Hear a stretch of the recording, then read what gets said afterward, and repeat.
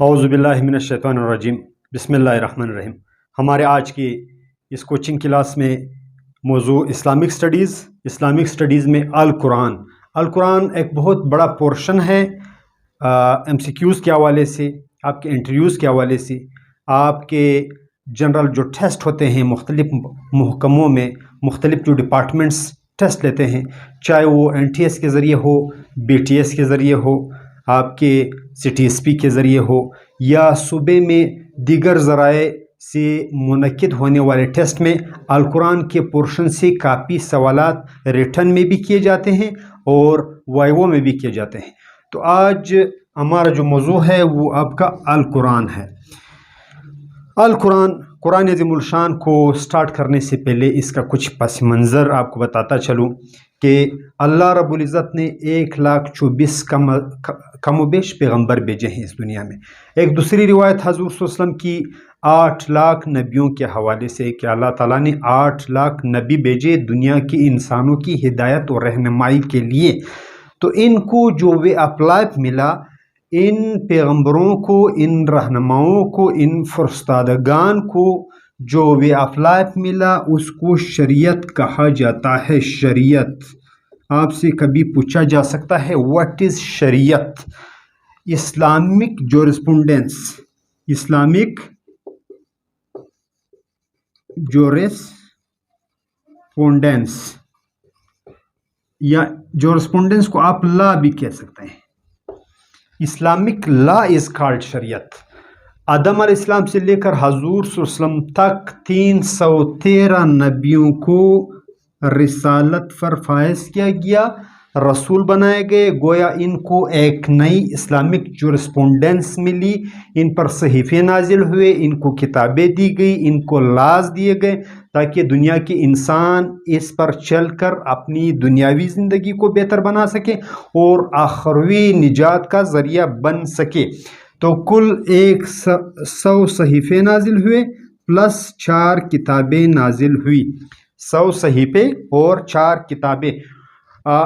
کبھی کبھار سوال اس طرح بنتا ہے ڈفرینشیٹ بٹوین صحیفہ اور کتاب، یعنی کتاب اور صحیفے کے درمیان آپ کیا فرق کر سکتے ہیں؟ تو صحیفے جو ہے یہ چھوٹے ہوتے ہیں اور کتاب بڑی ہوتی ہے۔ صحیفوں میں کم احکامات ہوتے ہیں اور کتابوں میں بڑے بڑے احکامات ہوتے ہیں۔ یعنی صحیفوں کو آپ ایک رسالہ کہہ سکتے ہیں، آپ ایک پیمپلیٹ کہہ سکتے ہیں، اس کو آپ ایک پیمپلیٹ،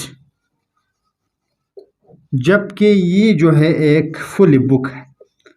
بک میں قواعد، احکامات، اللہ رب العزت کی طرف سے کمانڈز وہ زیادہ ہوتے ہیں، جس طرح قرآن عظیم الشان ہے، تورات ہے، زبور ہے، انجیل ہے۔ جبکہ صحیفے جو ہیں اس میں احکامات، کمانڈز کچھ کم ہوتے ہیں۔ مثلا حضرت ابراہیم علیہ السلام پر اللہ تعالیٰ نے 10 صحیفے نازل فرمائے۔ حضرت ابراہیم علیہ السلام پر نازل شدہ صحیفوں کی تعداد 10 ہے۔ تو یہ 10 صحیفے ابراہیم علیہ السلام پر جو نازل ہوئے، اس میں محض 10 احکامات تھے۔ اس میں کیا تھے؟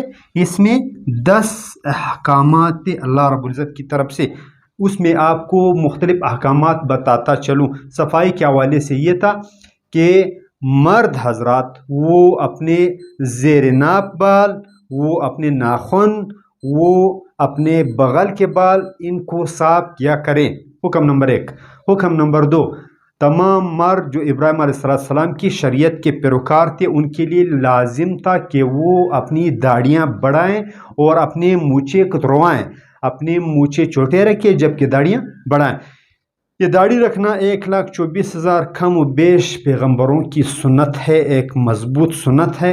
ابراہیم علیہ السلام کے کمانڈ، ابراہیم علیہ السلام کے صحیفے میں بھی یہ بات شامل تھی۔ یعنی اس میں 10 صحیفے اور 10 احکامات تھے، جبکہ ابھی آپ اس کے مقابلے میں قرآن عظیم الشان کو لے لیں، 6,666 اس میں آیات ہیں، اور یہ آیات جو ہے اگر ہم ان کی تفسیر اور تشریح کریں تو یہ لاکھوں کے حساب سے اس کے احکامات بنتے ہیں۔ تو آپ ڈفرینشیٹ اس طرح کر سکتے ہیں کہ بک جو ہے اس میں کمانڈز، اس میں اللہ تعالیٰ کے احکامات وہ زیادہ ہوتے ہیں، جبکہ پمپلیٹس میں احکامات کم ہوتے ہیں۔ یہاں پر آتے ہیں کہ یہ جو 100 صحیفے نازل ہوئے کتابوں کے نزول سے پہلے، جب کتابیں نازل ہوئی اس کے بعد پھر صحیفوں کا نزول بند ہوا، یہ جو احکامات تھی، یہ احکامات آیا ان 4 کتابوں میں شامل تھے؟ آپ کو کلیئر کٹ بتاتا چلوں کہ جو 100 صحیفے نازل ہوئے مختلف پیغمبروں پر، اچھا اس سے پہلے آپ کو بتاتا چلوں بعض اس طرح کے پیغمبر بھی ہیں جو اپنا لاز بھی رکھتے ہیں، جن پر کتابیں بھی نازل ہوئی ہیں اور ان کو صحیفے بھی دیے گئے ہیں، جس طرح حضرت موسیٰ علیہ السلام ہے، جس طرح موسیٰ علیہ السلام کو اللہ تعالیٰ نے تورات بھی دی پلس 10 صحیفے بھی دیے۔ کون کہتا ہے؟ قرآن عظیم الشان اس کی سب سے اہم مثال ہے۔ قرآن عظیم الشان میں اللہ تعالیٰ فرماتے ہیں صحف ابراہیم و موسیٰ، یعنی ابراہیم علیہ السلام اور موسیٰ علیہ السلام کو جو صحیفے ہم نے دیے، جو صحیفے ان پر نازل ہوئے، تو یہ تو کلیئر کٹ بات ہے کہ تورات موسیٰ علیہ السلام پر نازل ہوئی اور صحف ابراہیم و موسیٰ اور موسیٰ علیہ السلام پر صحیفے بھی نازل ہوئے۔ تو یہ جو 100 صحیفے ہیں، یہ 100 صحیفے یہ تمام کے تمام احکامات ان 4 کتابوں میں ٹرانسفر کر دیے گئے ہیں۔ ان میں جتنے احکامات تھے اللہ تعالیٰ کی طرف سے، ان کتابوں میں یہ احکامات ٹرانسفر کر دیے گئے ہیں، اور سب سے آخر میں آپ کا جو قرآن ہے، قرآن عظیم الشان میں ان 100 صحیفوں اور ان 4 کتابوں کے احکامات کو کمپلیٹلی ٹرانسفر کر دیا گیا ہے، اور آج آپ کے قرآن عظیم الشان میں وہ احکامات، تورات، زبور، انجیل اور 100 صحیفوں کے احکامات اور اللہ رب العزت کے کمانڈز وہ اس قرآن عظیم الشان میں موجود ہیں۔ اس کے بعد یہاں پر قرآن عظیم الشان کو پڑھنے سے پہلے، قرآن جو سب سے بڑی کتاب ہے، اس کو پڑھنے سے پہلے آپ کے جو 4 بکس ہے، جو 4 بکس قرآن کے ساتھ، اس سے پہلے یعنی 3 بکس تورات، قرآن عظیم الشان کو پڑھنے سے پہلے اگر آپ کو ان کتابوں کا پس منظر معلوم ہوگا، آپ اس کے بیک گراؤنڈ پر بہتر کمانڈ رکھتے ہوں گے، تو آپ کا ٹیسٹ، آپ کا انٹرویو، آپ کا وائوا آپ کے لیے نہایت آسان ہوگا۔ سب سے پہلے جو کتاب نازل ہوئی وہ تورات، موسیٰ علیہ السلام پر نازل ہوئی۔ موسیٰ علیہ السلام پر جو تورات نازل ہوئی، موسس لکھا جاتا ہے انگریزی میں، موسیٰ علیہ السلام پر تورات نازل ہوئی۔ نزول کی ترتیب کیا تھی؟ آیا وحی کے ذریعے نازل ہوئی؟ وحی کے ذریعے موسیٰ علیہ السلام کے دل پر اس کا نزول بھی ہوا، نمبر 1۔ نمبر 2، اس کو تختیوں کی شکل میں نازل کیا گیا۔ تورات کی الواح لوح کی جمع ہے، لوح بھی تو، قلم بھی تو، تیرا وجود الکتاب، یعنی لوح تختیوں کی شکل میں باقاعدہ موسیٰ علیہ السلام نے کوہ طور پر 40 دن گزارے، جس کو چلہ کہا جاتا ہے۔ ہمارے زیادہ لوگ اس کو چلہ کہتے ہیں، یہ چلہ نہیں ہے، یہ چلہ ہے، چلہ کشی کہتے ہیں اس کو، یعنی 40 دن موسیٰ علیہ السلام نے کوہ طور پر گزارے، اللہ تعالیٰ کی عبادت اور ریاضت میں مشغول رہے۔ اس کے بعد موسیٰ علیہ السلام کے دل پر تورات کا القاء ہوا، تورات کا نزول ہوا، اور الواح کی شکل میں باقاعدہ تختیوں کی شکل میں آسمان سے تورات اتری، جس کو بنی اسرائیل نے اپنے گدوں، قصص الانبیاء آپ پڑھ لیں، قصص الانبیاء میں لکھا ہوا ہے کہ بنی اسرائیل نے اپنے گدوں پر لاد کر کے یہ وادی تہ لے گئے، وہاں پر انہوں نے اس کتاب کو باقاعدہ محفوظ رکھا، کافی عرصے تک یہ کتاب ان کے ساتھ محفوظ پڑی رہی۔ تو یہ تورات وہ کتاب ہے جو 2 طرح سے نازل ہوئی، ایک موسیٰ علیہ السلام کے دل پر اس کا نزول ہوا، نمبر 2 اس کے علاوہ نزول کے علاوہ الواح کی شکل میں یہ تختیاں موسیٰ علیہ السلام کی قوم کو دی گئی۔ اس کے بعد آپ کا جو دوسرا نمبر ہے وہ آپ کا زبور ہے، جو حضرت داؤد علیہ السلام پر نازل ہوا۔ داؤد علیہ السلام بھی بنی اسرائیل کے نبی ہے۔ بنی اسرائیل، بنی کہتے ہیں اولاد کو، اسرائیل کہتے ہیں یعقوب علیہ السلام۔ یعقوب علیہ السلام کا جو نسل ہے، جو لائن ہے، جو لائن ٹری ہے، اس میں جتنے انبیاء آئے، اس میں جتنی قومیں آئی، اس کو بنی اسرائیل کہا جاتا ہے۔ اور تینوں کتابیں جو بڑی بڑی ہے قرآن عظیم الشان کے علاوہ، یہ بنی اسرائیل پر اتری ہے، جبکہ ایک کتاب جو قرآن عظیم الشان ہے یہ بنی اسماعیل کو دی گئی ہے۔ تو داؤد علیہ السلام پر جو کتاب نازل ہوئی زبور there are no any correspondence there are no sharia present in the book of داؤد علیہ السلام. زبور میں کوئی جورسپونڈنس موجود نہیں تھی، بلکہ یہ اللہ تعالیٰ کے حمد کے ترانوں کی ایک کتاب تھی.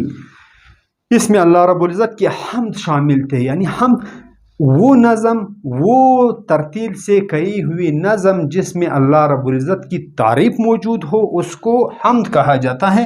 اور داؤد علیہ السلام پر جو کتاب نازل ہوئی یہ اللہ تعالیٰ کے حمد کے ترانے تھے، ترانوں کی شکل میں تھی. اور آپ کو بتاتا چلو اسی نسبت سے کہا جاتا ہے کہ جب داؤد علیہ السلام زبور کی تلاوت کرتے اس میں اتنی ترتیل اور سریلا پن موجود ہوتا تھا جس کی وجہ سے شجر و حجر اور طیور یہ آ کر داؤد علیہ السلام کا زبور کی تلاوت سنتے تھے اتنی خوش الحانی سے. اسی نسبت سے کہا جاتا ہے کہ جب جنتی جنت میں جائیں گے تو وہاں پر یہ بھی سوال کیا جا سکتا ہے کہ جنت میں داؤد علیہ السلام جنتیوں کو کیا سنائیں گے. داؤد علیہ السلام جنت میں جنتیوں کو زبور سنائیں گے، اور زبور جب داؤد علیہ السلام اس کی تلاوت کرتے تھے تو ایک محسرکن فضا جو ہے وہ بن جاتی تھی، اور تمام کے تمام انسان، طیور، شجر، حجر جو تھے وہ مدہوش ہو جاتے تھے. اس نسبت سے یہ جو کتاب ہے زبور، it was not any correspondence, it was not the book of laws. یہ کمانڈز کی، لاز کی کتاب نہیں تھی، بلکہ اللہ تعالیٰ کے حمد کے ترانے تھے. اس کے بعد آتے ہیں انجیل کی طرف. حضرت عیسیٰ علیہ السلام پر نازل ہوئی. عیسیٰ علیہ السلام پر نازل ہوئی، انگریزی میں جیسس. عیسیٰ علیہ السلام پر نازل ہونے والی کتاب وہ کیا ہے؟ وہ انجیل ہے. انجیل کے طرز نزول آپ کو بتاتا چلو. انجیل وہ واحد کتاب ہے جو پیدائش کے ساتھ ساتھ، پیدائش کے دن ہی جو ہے وہ حضرت عیسیٰ علیہ السلام کو دی گئی. یعنی کوئی 40 سال کا انتظار نہیں ہوا، کوئی اس طرح کے وقفے سے اس کا نزول نہیں ہوتا رہا، بلکہ یہ پیدائش کے ساتھ ہی عیسیٰ علیہ السلام کو دی گئی. اس کی گواہی، اس کی تاریخ کہاں پر موجود ہے؟ قرآن کہتا ہے، قرآن عظیم الشان نے اس بات کی گواہی دی ہے کہ جب لوگ مریم علیہ السلام کے پاس آئے اور ان سے پوچھا کہ یہ بچہ کہاں سے آیا ہے، آپ کا تو کوئی شوہر نہیں ہے، آپ تو پاک باز ہو، آپ تو پارسا ہو، تو انہوں نے کہا کہ آپ مجھ سے نہ پوچھئے بلکہ آپ اس پنگوڑے میں جولتے ہوئے اس بچے سے پوچھئے کہ یہ بچہ کون ہے. تو بچے نے آگے سے کیا جواب دیا؟ قرآن عظیم الشان کی آیات اس بات پر دلالت کرتی ہے. انی عبداللہ آتانی الکتاب وجعلنی نبیہ، یعنی یہ 3 آیات ہے. انی عبداللہ، میں اللہ کا بندہ ہوں، آتانی الکتاب، کتاب بھی ساتھ لایا ہوں. بچہ ہے 3 دن کا، پنگوڑے میں جو ہے وہ باتیں کر رہا ہے. آتانی الکتاب، اللہ نے مجھے انجیل بھی دی ہے اور مکمل کی مکمل انجیل میں آپ کے سامنے اس کی تلاوت کر سکتا ہوں. وجعلنی نبیہ، اور اللہ تعالیٰ نے مجھے نبی بھی بنایا ہے. تو انجیل وہ مقدس کتاب ہے، انجیل وہ کتاب ہے جو پیدائش کے ساتھ ہی نبی کو دی گئی. باقی انبیاء کی اکثر تاریخ یہ ہے کہ 40 سال کے بعد ان کو نبوت دی گئی ہے. واحد عیسیٰ علیہ السلام ہیں جن کو پنگوڑے میں نبوت بھی ملی ہے اور وہ کتاب بھی اپنے ساتھ لائے ہیں. تو اس نسبت سے اگر آپ القرآن پر کمانڈ حاصل کرنا چاہتے ہیں، القرآن کے حوالے سے آپ کی مکمل پریپریشن ہو، آپ کی مکمل تیاری ہو، تو اس کے لیے ان کتابوں کا پس منظر آپ کو جاننا نہایت ضروری ہے.